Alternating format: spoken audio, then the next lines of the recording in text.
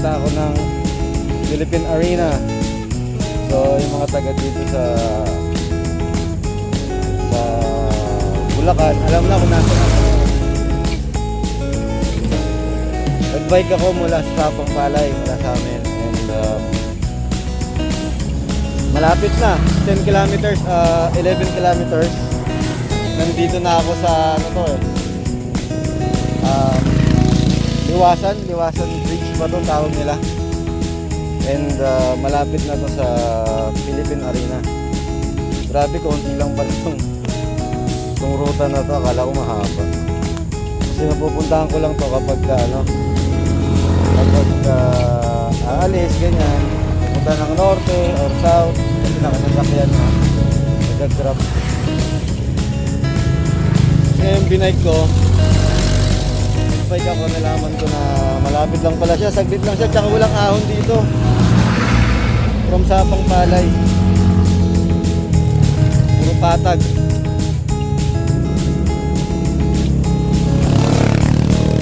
Dito. Ang init lang ng alis ko dahil 7 ano ako eh. Exactly 7 AM na ako nakalis ng bahay. Nakasuot ko lang na itong shade and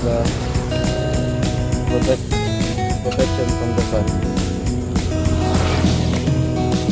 Pero nag-sunscreen na ako, kaya lang hindi kayang init. Maano na yung araw, mataas na yung araw.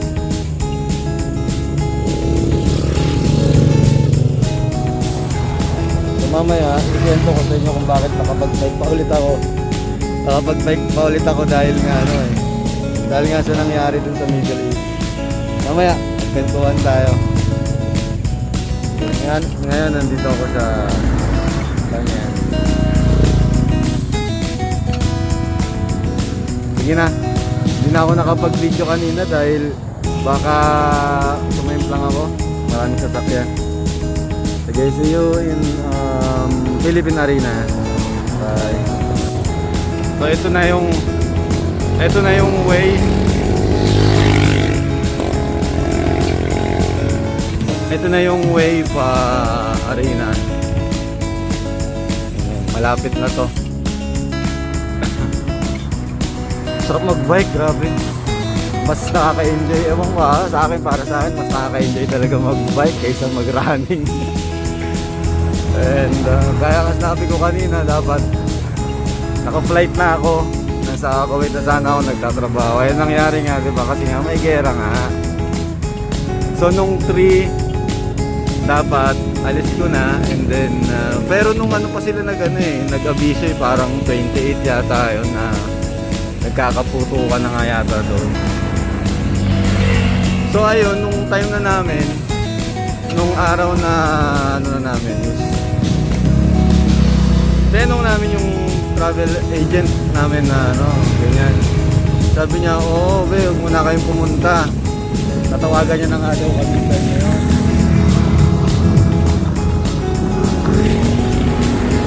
Tatawagan niya na kami nung time na yon para nga hindi na kami pumunta sa airport. Hindi, sabi ko okay lang kasi nanonood naman kami ng news. Ganyan. So ayun, edi cancel.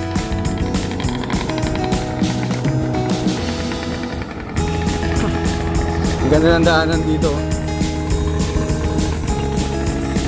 And pagtapos nun, edi eto na, 6 na ngayon. 6 ba? O 7 na yata today. 4 days na kaming delayed. And wala namang problema sa namin sa mga trabaho namin dahil alam naman nila yung nangyayari. Ang problema lang is walang sahod, syempre. Pero kaya nga sabi ko kanina, enjoyin ko na lang to. Magbabike na lang ako. Bahala na kung saan ako mapadpad. Mahalaga, masaya. And nandito kasama ng family, safe.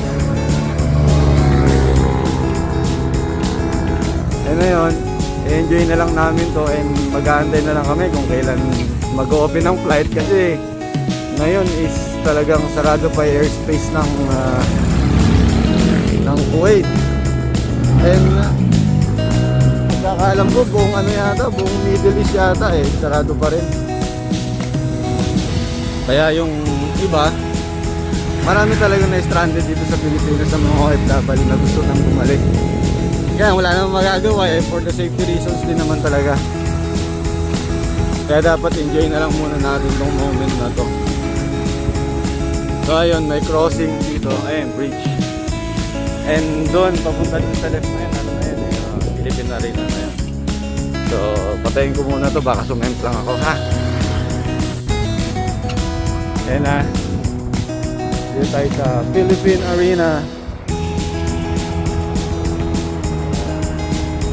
Parating na tayo.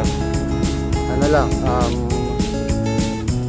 16 kilometers from Sapang Palay to Philippine Arena.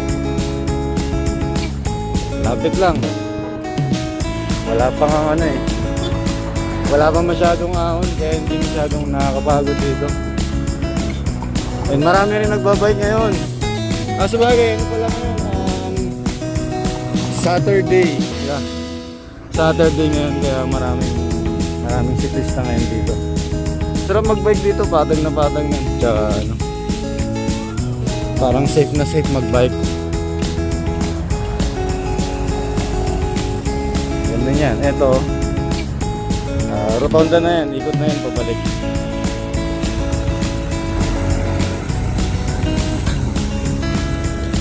Malilim din, ayan, maraming nagwo-walking. Iba activities nila dito. Ayan. Ayun yung Philippine Arena sa likod. Big one, Philippine Arena.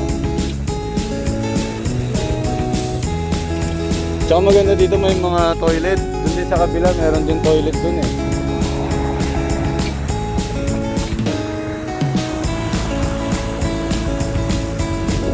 NLEX na yun. Grabe, ang laki dito. Ang laki-laki dito. Mali yung napasukan ko kanina, wrong way daw. So, eto tama na yung napasukan natin. Okay. And then may paikot pala dito. Ayan, ikutin mo yung Philippine Arena. Ayan, paikot. Grabe kami. May mga hall pa. Ewan ko para sa akin.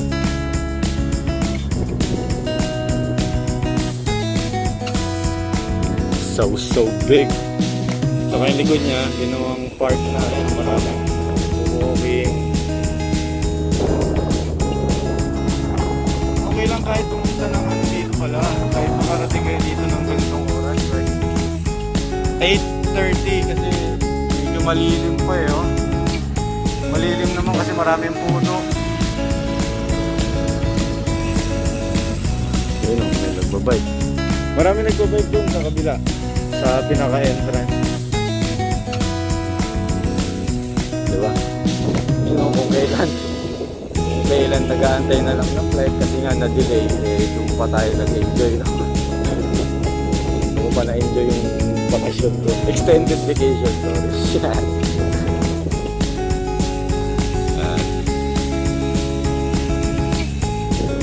Butin lang natin itong ano na ba. Papakita ko lang sa inyo.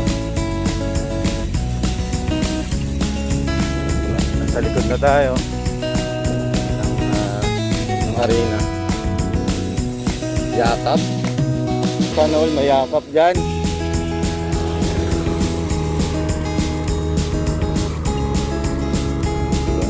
Ay, kahit dito ka lang mag-loop, okay na dito. Kahit magpanatan kayo ng panatan dito, walang problema dito. Walang harang sa inyo.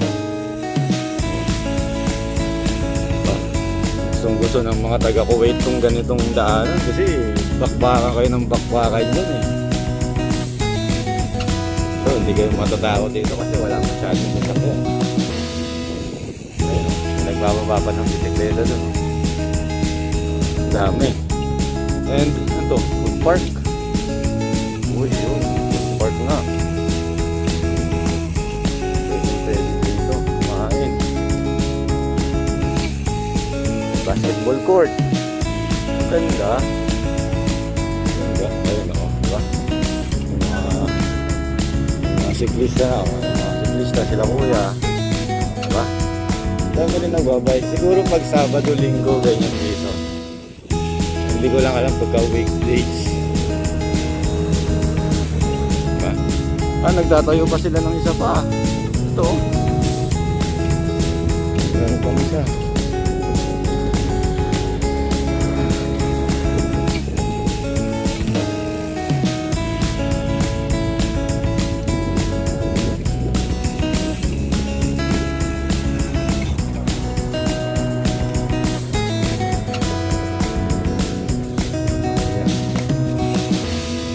Grabe, sarap magbike dito. Di pa ako nag-hydrate Okay din mag-running dito. Kasi ang ganda rin ng ano, may path din dito para sa running, ano. May path din sila para sa running. Paikot din yan. Paikot din siya. Doggy. Kuya, oh. Diba? Dami dito siklista ngayon. So naikot na natin ang arena. Diba? Ginawa nilang park. Ganda, oh. Ginawa na nilang park.